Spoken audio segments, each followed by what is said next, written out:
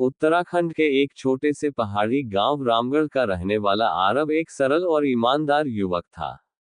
वह सेना में जवान था और देश की सेवा को अपना धर्म मानता था। उसकी शादी बचपन की दोस्त साक्षी से हुई थी। दोनों एक दूसरे से बेइंतहा मोहब्बत करते थे।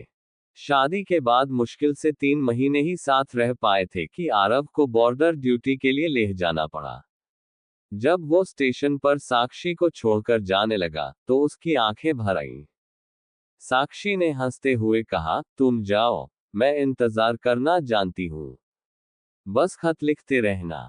लेह में ठंड थी, बर्फ थी और एक सन्नाटा था जो दिल को चीरता था।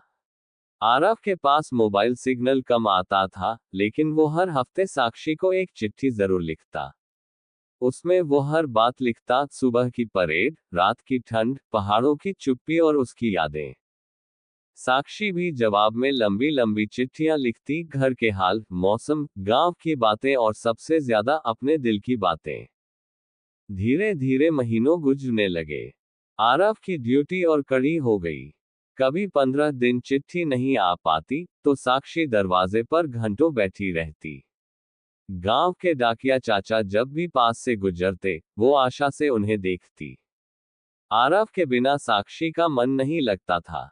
वो हर चीज में उसकी झलक ढूंढती, रोटियां बनाते समय, बरसात में छत पर पानी गिरते समय, रात को बिस्तर की खाली जगह देखकर।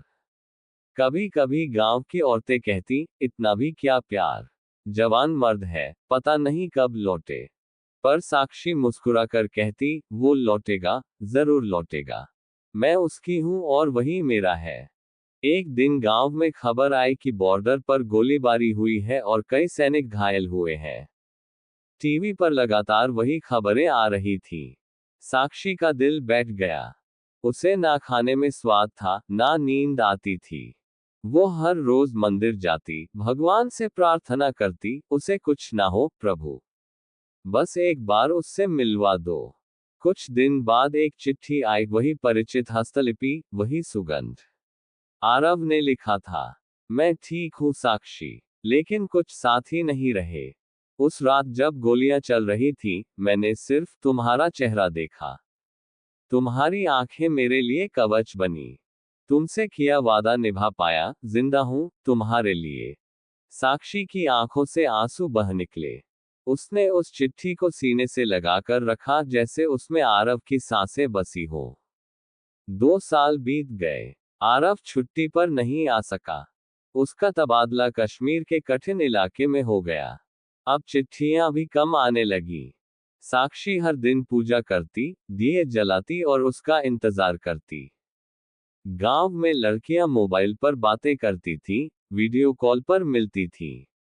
लेकिन साक्षी अब भी पुराने जमाने की चिट्ठियों से ही मोहब्बत निभा रही थी। एक सुबह डाकिया चाचा के साथ एक सेना की जीप गांव में आई। साक्षी के आंगन में रुकी। उसके पैरों तले जमीन खिसक गई। एक अधिकारी बाहर निकले और बोले, आरव को ड्यूटी के दौरान गंभीर चोट आई है। अभी वो मिलिट्री अस्पताल में है, होश में है, और आपसे मिलने की जिद कर रहा है।